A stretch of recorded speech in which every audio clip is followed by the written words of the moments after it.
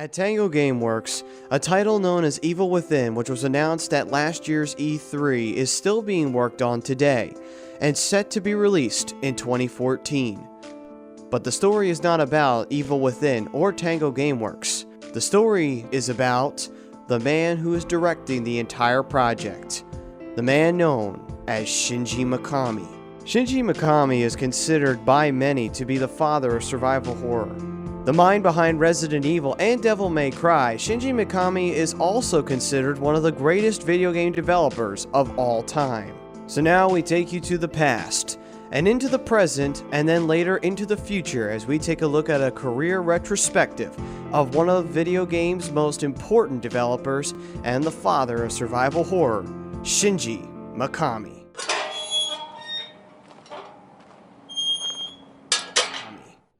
Shinji Mikami graduated from the Faculty of Commerce at Doshisha University, and then was hired by Capcom in 1990. Capcom, a Japanese video game development company, was already famous for such hits as Ghosts and Goblins, Mega Man, and fighting game legend Street Fighter. In his early years, Mikami developed his first game, a quiz game for Nintendo's Game Boy, named Capcom Quiz, Hatana no Deboken. The game was only released in Japan, and received good reception. After his first title, Mikami went to work on 3 Disney-based games, Who Framed Roger Rabbit for the Game Boy, along with Aladdin and Goof Troop for the Super Nintendo. Aladdin would become his first hit, selling over 1.75 million units worldwide. Mikami also worked on an F1 racing title later on cancelled after 8 months of development, but Mikami was soon to find his mountain of gold with his next project that would combine both horror and adventure.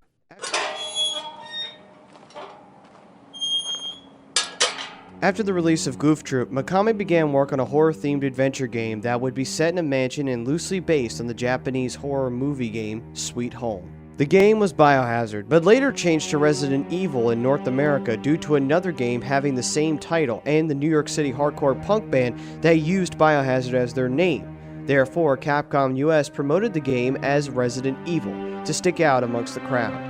The game was released on the 22nd of March 1996 for both Sony's PlayStation and the Sega Saturn. The game would garner rave reviews from both critics and fans alike, captivated by the sheer environment and story between the cast of characters. The game would feature a creepy mansion filled with flesh-eating zombies, dogs, and other ghastly creatures based off of George Romero's Dead movies, plus a cast of characters having no idea what they were getting into and what they were about to face. The story centered on the STARS unit of the Raccoon City Police Department. STARS stood for Special Tactics and Rescue Squad.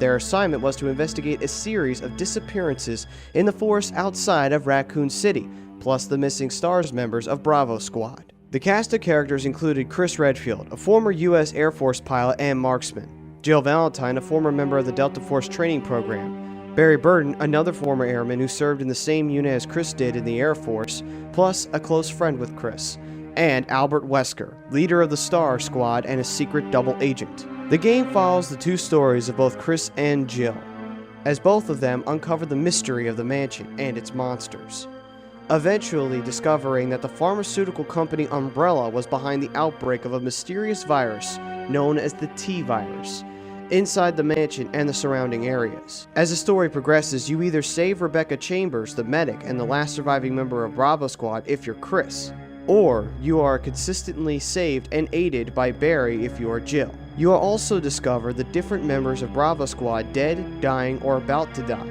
Eventually, the player discovers that Albert Wesker is a member of Umbrella Corporation and plans to betray you. Finally, once the player reaches the end, he or she has to face the final boss, a giant monster known as a tyrant. Once he is defeated, the player has successfully won and survived the mission. The players enjoyed playing both as Jill or Chris, and adapting to the consistent twists and turns throughout the mansion, including puzzles and item scavenging.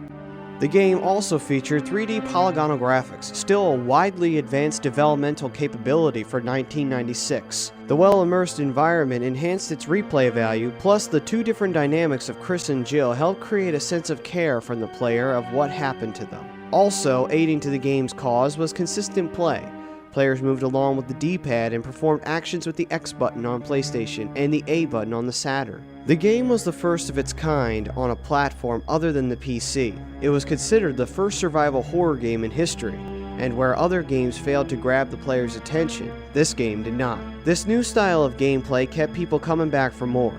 It only took a couple of months for Capcom to realize that they had a hit on their hands, and that Shinji Mikami was well on his way to superstardom amongst the gaming community.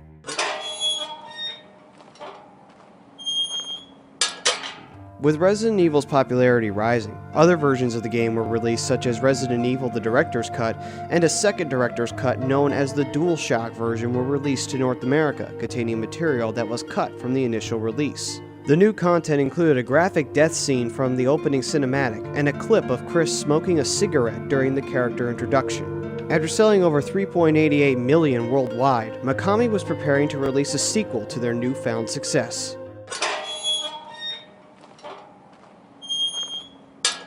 After the release of Resident Evil, Shinji Mikami soon began working on a sequel in 1995, and was also promoted from planner to producer, giving him more creative control and freedom of his vision. This time, the horror would be taken out of the spooky mansion and into Raccoon City itself. Shinji Mikami began development on Resident Evil 2 in 1995, and this time the game would be based on two characters trapped within the confines of Raccoon City. The characters were Leon S. Kennedy, a rookie fresh out of the police academy, recently hired by the Raccoon City Police Department and just arriving for his first day on the job, and Claire Redfield, the younger sister of Chris.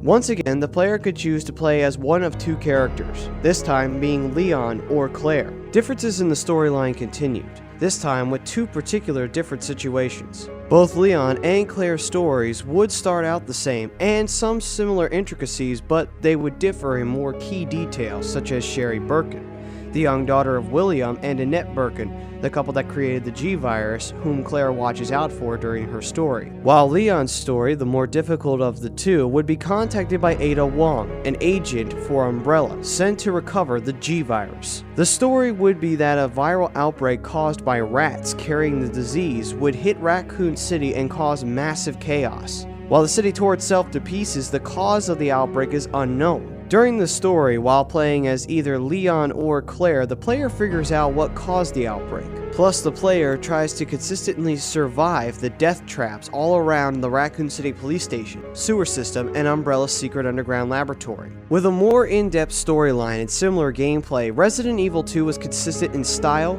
texture, and graphics, which made it easier for the fans to grow attachment to Capcom's second installment in the series. Resident Evil 2 was released on January 22, 1998 to a bloodthirsty fan base. The second game introduced fans not only to the new cast, but also to new monsters, including Lickers and Plant 42s. With all new challenges and enemies, Resident Evil 2 would go on to sell over 4.96 million units worldwide, surpassing its predecessor.